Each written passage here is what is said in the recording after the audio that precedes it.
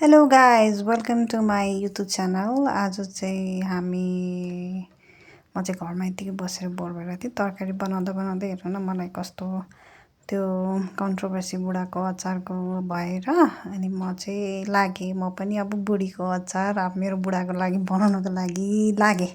तरकारी बनाउँदा बनाउँदै छोडेर म लिडल गएर म सिधै काहीँ नहेरिकन यताउता नहेरिकन म कहाँ जाँदैछु चिकन लिनको लागि। हेर न म भन्ने बित्तिकै टाइममा ठ्याक्कै बस पनि आइहाल्यो, त्यही भएर म छिटो छिटो लिडल पनि आइहालेँ। हेर्नु न यहाँ त कति सस्तो सस्तो सामानहरू पाउँछ लिडलमा चाहिँ। हाम्रो यो माल्टा भन्ने ठाउँमा माल्टा खाल्टामा लिडल चाहिँ एकदम सस्तो सेक्सन। तर म अरू केही पनि नलिइकन म जाँदैछु सिधै चिकन सेक्सनमा है त। यो चाहिँ पोर्क सेक्सन भइहाल्यो।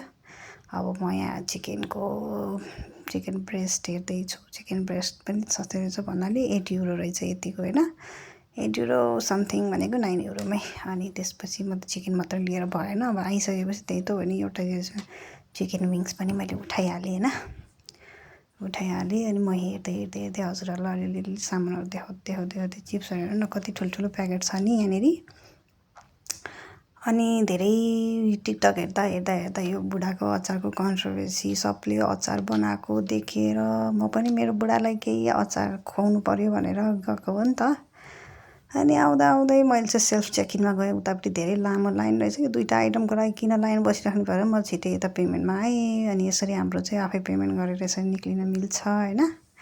निसकेपछि रोड पारि चाहिँ मेरो गाडी आउन 15 मिनट बाँकी थियो क्या। अब कहाँ जाने भयो। अनि यो थ्रिफ्ट स्टोरमा छिरेँ। मलाई चाहिँ त्यही यस्तो सामानहरू मनपर्छ क्या, यो पुरानो आइटमहरू।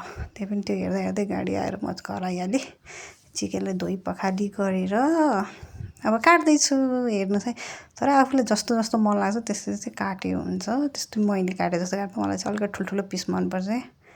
अनि त्यही भएर म चाहिँ काटी भ्याएर अब यो धेरै लामो हुन्छ नि त त्यो चिकन काट्दा, म चाहिँ अब यसलाई अलिकति कट गरेर हजुरलाई काटिसकेको देखाउँछु ल, हेर्दै गर्नु होला। हेरिसकेपछि कि अब हेर्नु मैले चाहिँ ठुल्ठुलो पिस काटिरहेको छु होइन। यो भिडियो अलि लामो नै हुन्छ होला। मलाई चाहिँ अलि एडिट गर्न आउँदैन क्या, म चाहिँ भर्खर नयाँ हो नि त। अनि नयाँ भएपछि हल्का सिक्दैछु। हजुरहरूले लाइक कमेन्ट सेयर सब्सक्राइब गरिदिँदै गर्नु होला होइन। अनि यो चिकनमा चाहिँ हल्का सानो मसिनो हड्डी भयो भने चाहिँ अलिक टेस्ट आउँछ क्या, नत्र भए अब यो हाम्रो माल्टामा मलाई बफको अचार चाहिँ धेरै मनपर्छ। तर अब यहाँनिर बफ नभएर चिकनकैले चित्त बुझाउनु पऱ्यो। अनि हजुरले यो चिकन फ्राई गर्दाखेरि नि के गर्नुपर्छ भने यो ठुलो भाँडा प्लस तलपट्टि चाहिँ अलिकति मोटो थिकनेस भएको जुन चाहिँ मासु नढड्ने तरिकाको भाँडामा गर्नुभयो भने चाहिँ हेर्नु है मैले कति धेरै तेल हालिरहेको छु। तर केही छैन, यही तेल युज गर्नुपर्छ अहिलेसम्म अचार हाल्नको लागि। अनि मैले लसुन पनि काटेको छु, त्यो चाहिँ देखाउनु बिर्सेछु हजुरलाई होइन।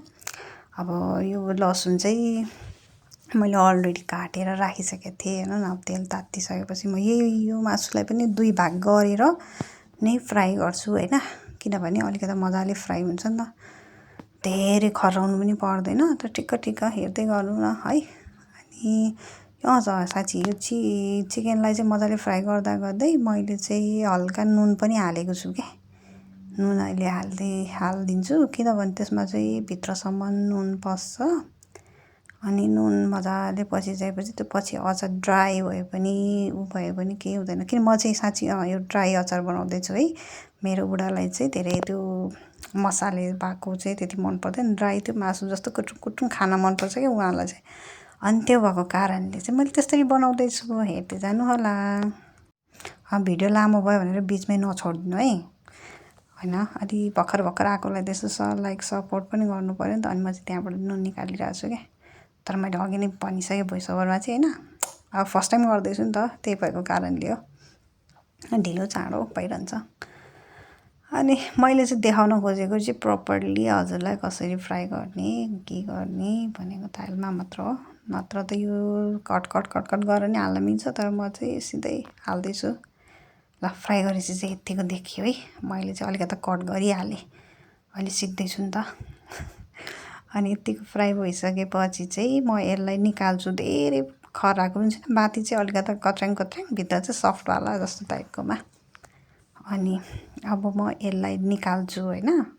निकालिसकेपछि फेरि अर्को सेकेन्ड ब्याच पनि त्यसैमा अलिकति तेल थपेर, किनकि अलिकति तेल कम हुन्छ नि त। अब त्यसपछि चाहिँ अनि म त्यसलाई पनि फ्राई गर्नेवाला छु। एकछिनमा हेर्दै गर्नु होला। हेरिसकेपछि अब के अरू तपाईँहरूलाई के को अचार बनाउन भनेर भन्नुहुन्छ भने यसो कमेन्ट गर्नु होला। अनि म त्यही अनुसारले बनाउँदै जानेछु। अब मेरो चाहिँ हप्तामा एकचोटि छुट्टी हुन्छ, त्यो चाहिँ मङ्गलबार छुट्टी हुन्छ। त्यसैले म त्यही भिडियो बनाउँछु। मङ्गलबार पनि हाल्न सक्छु, मङ्गलबार बुधबार 2 दिनमा एकचोटि हाल्न सक्छु। कहिले चाहिँ म 2टै भिडियो पनि हालेर आउँछु है। म एकै दिनमा 2टा 3टा भिडियो बनाएर राख्छु अनि त्यही अनुसारले हाल्दै जाने हो। अब यसलाई पनि त्यसरी नै फ्राई गरौँ है त। सेकेन्ड ब्याचलाई पनि हेर्नुहोस् न, बाहिर गोल्डन भए पनि भित्र चाहिँ मजाले जुसी नै छ क्या। 1-2वटा ड्राई देखियो भने अनि मैले त साँच्ची मसला भनेर त भन्नै बिर्सेछु होइन। मसला चाहिँ म अलरेडी घरमा बनाएर सिसीमा राखिरहेको हुन्छु क्या। धेरै आइटम छैन। अनि त्यो चाहिँ मरिचको गेडालाई मैले मजाले कुटेको क्या। मलाई सिङसिङे मरिचको दाना म लिएर आएर अनि कुट्नु भयो। अनि यो कुटेको चाहिँ के होला हजुरहरू कमेन्ट गर्नुहोस् होला है त। पक्कै थाहा छ मलाई त यो सबै नेपालीको भान्सामा भइ नै रहन्छ नि त। म यसलाई पनि निकाल्दैछु, सेकेन्ड ब्याचकोलाई पनि मजाले। सेकेन्ड ब्याचको निकालिसकेपछि यतिको हेर्नु, मैले त्यति 1 किलो मैले लिएर आएको। 1 किलोभन्दा बेसी थियो होला, यति भयो जम्मा है। अब यसलाई त्यही तेलमा मैले लसुनलाई फ्राई गरिदिनेवाला छु। लसुनलाई फ्राई गरौँ। अनि सुन्नु न, हजुरहरूलाई चाहिँ हल्का अलिकति मसालेदार गिलो खान मन छ भने चाहिँ के गर्नु भने नि, यो भुट्दै यो लसुन भुट्दै मैले चाहिँ अलिकति हिङ पनि थपेको छु होइन। यसमा चाहिँ तपाईँले सुकेको खोर्सानीको पेस्ट बनाएर हाल्नुभयो भने चाहिँ मजाले हल्का लिडो भेदो हुन्छ। अनि कतिले चाहिँ इमलीको रस पनि हाल्छ। हेर्नु न, मेरो भिडियो गरेर कसैले बिचबिचमा कल गर्यो भने यसरी अड्किन्छ। अनि मैले चाहिँ त्यो अघि नै कुटेको सबै मसला हालेँ। भनेको म सबै त होइन, त्यसमै त्यो सौँफ अनि भन्नुहोस् हजुरहरूलाई मैले पहिले भनिरहेको छु है। त्यो भिडियो हेर्नुभएकोलाई थाहा छ के हालेको नि। अनि यो चाहिँ मैले कालो तोरी भुटेर र धुलो खोर्सानी भुटेर राखेको थिएँ डब्बामा। मैले भनेको थिएँ नि हजुरलाई, म अलरेडी धुलो बनाएर राख्छु। अनि यो चाहिँ सबै 5 फुरन दाना अलरेडी मिसाएर राखेको हुन्छु क्या। म चाहिँ कहिले धेरै चटपटे खान्छु क्या घरमा। अनि त्यो भएर मैले चटपटे मसला जस्तै बनाएर राखेको हुन्छु। अनि त्यो हालेपछि टक्क मिठो पिरो अमिलो टक्क हुन्छ होइन। अनि हेर्नु न, मैले चाहिँ यस्तो भएपछि चाहिँ म ड्राई बनाउँछु, त्यही भएर हल्का बोट दिन्छु क्या। यसमा चाहिँ अब अलिकति नुन पनि थप्नु होइन। तर मैले यसमा चाहिँ भिनेगर हालेर प्रिजर्भ गर्छु के। अनि धुलो खोर्सानी पनि हालेँ होइन। अहिले नै अब हल्का ड्राई देखिसकेछ नि त। अनि कतिले चाहिँ इमलीको धुलो हेर्नु, म चाहिँ हेडफोन लगाएर निहुरेरै सोया सस खोज्दैछु। मलाई चाहिँ मेरो मासु अलिकति त्यो गोल्डन भयो नि, ब्ल्याक अलिकति कालो कालो देखियोस् होइन। सोया सस हाले चाहिँ अलिकति कालो देखिन्छ नि, मसला त्यो डढेको छ। तर त्यो कालो डढेको चाहिँ होइन है, डार्क सोया सस हालेर हो नि फेरि। अनि त्यसपछि म मजाले त्यसलाई मिक्स गरेर मासु मिक्स गरिदिन्छु। मासु मिक्स गरेपछि के गर्नुहुन्छ हजुरहरूले, हल्का अजिनामोटो पनि मिक्स गर्न सक्नुहुन्छ। म चाहिँ हल्का मासु पकायो भने चाहिँ अजिनामोटो हाल्छु क्या, मलाई चाहिँ मनपर्छ है।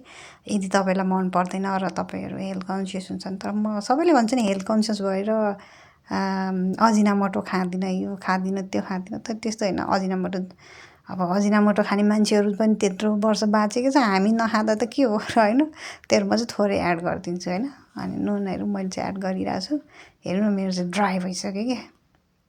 अब यसमा अमिलो हालेको छैन नि त। अमिलो यो राम्ररी प्रोपर चाहिँ यही भाँडामा अब भोलिसम्म राख्यो भने मजाले त्यो सोच्छ क्या। तर म चाहिँ यसलाई निकाल्नु, मसँग त्यति धेरै टाइम छैन, किनकि मलाई ड्युटी जानुपर्ने पनि हुन्छ होइन, इमर्जेन्सीले। त्यही भएर म चाहिँ अनि अब यसमा भिनेगर मिक्स गरिदिन्छु, जुन चाहिँ अमिलोले मेरो उसलाई प्रिजर्भ गर्छ।